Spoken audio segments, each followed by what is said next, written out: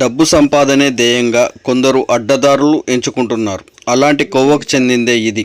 సంగారెడ్డి జిల్లా సదాశివపేటలో ఓ ఇంట్లో gas refilling చేస్తున్న ముఠా గుట్టును రట్టు చేశారు సదాశివపేట పోలీసులు.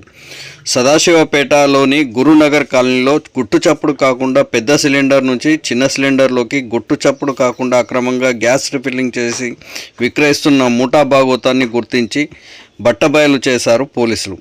పట్టణ ఇన్స్పెక్టర్ మహేష్ గౌడ్ ఆదేశాల మేరకు సబ్ ఇన్స్పెక్టర్ వెంకటరెడ్డి ఆధ్వర్యంలో అక్రమంగా రీఫిల్లింగ్ స్థావరంపై ఆకస్మిక తనిఖీలు చేపట్టడంతో దాదాపు 10 పెద్ద సిలిండర్లు, మరో 10 చిన్న సిలిండర్లను గుర్తించి సీజ్ చేశారు. అనంతరం వారిపై కేసు నమోదు చేసి రిమాండ్కు తరలించారు.